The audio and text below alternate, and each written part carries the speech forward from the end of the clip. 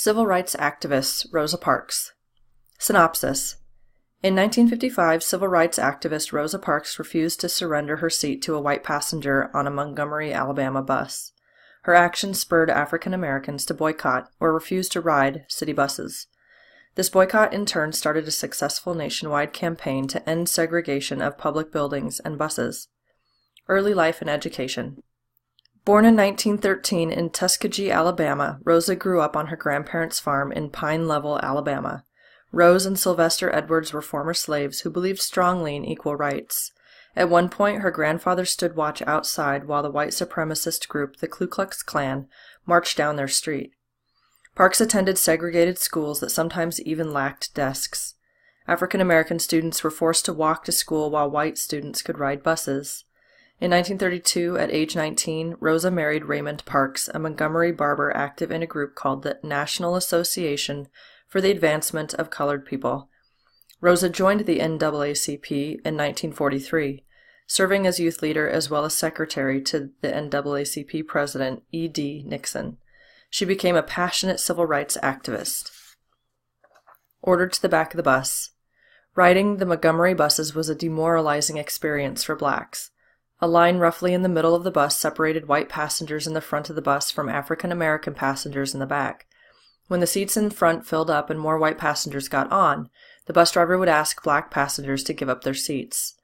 On December 1st, 1955, after a long day's work as a seamstress, Parks boarded the bus home. When the driver noticed several white passengers standing in the aisle, he asked 4 black passengers to give up their seats. 3 complied, but Rosa refused. The driver called the police. Later, Parks recalled that her refusal wasn't because she was physically tired, but that she was tired of giving in. The police arrested Parks and took her to the police headquarters. She was released on bail that night. Montgomery bus boycott.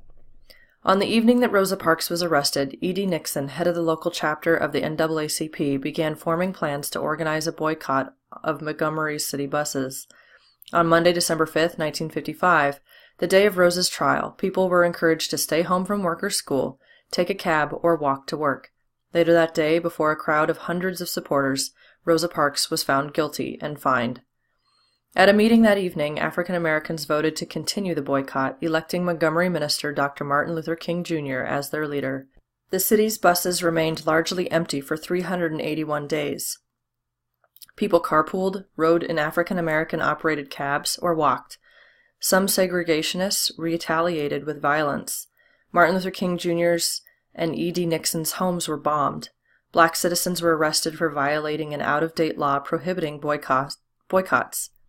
In 1954, the Brown v.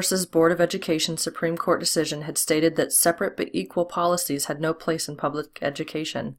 A black legal term led by Parks's lawyer brought a case against segregation on public transportation systems to the local district court. In June 1956, the court declared segregation laws, also known as Jim Crow laws, unconstitutional. On November 13, 1956, the U.S. Supreme Court supported the lower court's ruling. Bus segregation was officially against the law. Montgomery had no choice but to lift its enforcement of segregation on public buses, and the boycott ended on December 20th, 1956.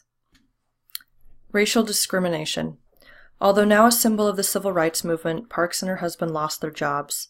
Unable to find work, they moved to Detroit, Michigan. There, Parks became a secretary and receptionist in the office of African American Congressman John Conyers. She also worked with the Planned Parenthood Federation of America. Rosa Parks received many honors during her lifetime, including the Spingarn Medal, the NAACP's highest award, and the prestigious Martin Luther King Jr. Award. She also won both the Presidential Medal of Freedom and the Congressional Gold Medal. In 1999, Time magazine included Rosa Parks on its list of the 20 most influential people of the 20th century. On October 24, 2005, at the age of 92, Rosa Parks died in Detroit. She had been diagnosed with dementia. Her body lay in state at the Capitol Rotunda in Washington, D.C. Thousands of people walked past to pay their respects. In 2013, President Barack Obama unveiled a statue honoring Parks in the U.S. Capitol building. He said, "In a single moment, with the simplest of gestures, she helped change America and change the world. And today, she takes her rightful place among those who shaped this nation's course."